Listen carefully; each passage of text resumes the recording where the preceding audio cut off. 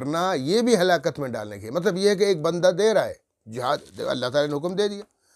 جہاد میں خرچہ دیتا ہے، خیرات کرتا ہے، صدقہ دیتا ہے، لیکن اتنا دیتا ہے کہ اپنی بیوی بچوں کے لیے کچھ نہیں چھوڑتا،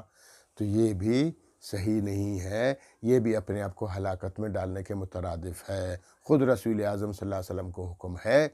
وَلَا تَجْعَلْ يَدَكَ مَغْلُولَةً إِلَىٰ عُنُقِكَ، کہ میرے پیغمبر اپنی مٹھی کو بند کر ان کے گلے میں مت ڈالا کرے، یعنی اتنی کنجوسی اور بخیلی نہیں ہے، اللہ کی راہ میں دیا کرے،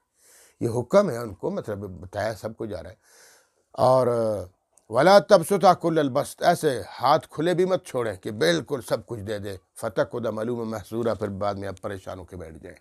تو اس لیے اعتدال کے ساتھ اللہ کی راہ میں جہاد کی صورت میں خرچہ ضروری ہے، انفاق ضروری ہے، اللہ کی راہ میں دینا ضروری ہے، لیکن یہ نہیں کہ پورے گھر کے سامان کو اٹھا کے دے دو۔ وہ حضرت ابوبکر صدیق تو ہر کوئی نہیں بن سکتا، ٹھیک ہے، وہ تقویٰ الگ چیز ہے، یہ مسئلہ ہے شریعت کا، مسئلہ یہی ہے کہ اپنے بیوی بچوں کے لیے بھی چھوڑ دو، ان کے اخراجات ہیں۔ آج کل جیسے تبلیغی جماعت والے ہیں ماشاءاللہ بہت بہترین کام کرتے ہیں، دین کی طرف لوگوں کو بلاتے ہیں، دین سکھاتے ہیں، نماز جو سب سے بڑی عبادت ہے اسی کی طرف، مطلب یہ ہے کہ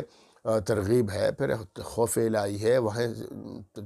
چلا 4 مہینے لگا کے انسان کے اندر خوف، جب وہ ماحول ایک ماحول بنا ہوا ہوتا ہے، دیکھتا ہے سارے تہجد پڑھ رہے ہوتے ہیں، سارے ذکر و اذکار میں لگے ہوتے ہیں، ساری تلاوت کر رہے ہوتے ہیں، وہ ماحول مل جاتا ہے تو انسان خود اللہ والا بن جاتا ہے، بہت بہترین کام چل رہا ہے، لیکن اس میں حد سے تجاوز جائز نہیں۔ حد سے تجاوز یہ ہے کہ زبردستی ایک بندے کو تنگ کرو بیچارے کو، بھئی چلو چلو اللہ کی راہ میں چلو، چلو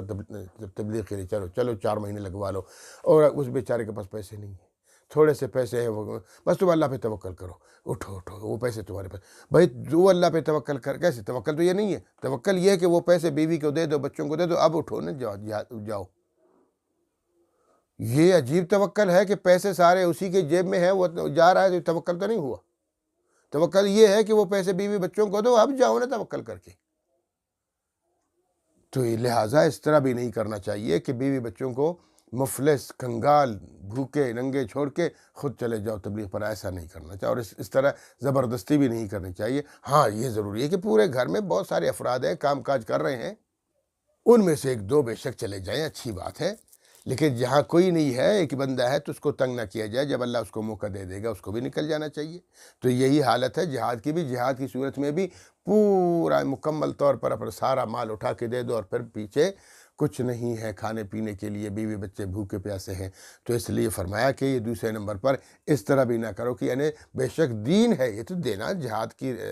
جہاد میں اللہ کی راہ میں خرچہ کرنا یہ دین ہے، لیکن اس میں بھی اسراف جائز نہیں ہے، ایک یہ نمبر۔ اور تیسرے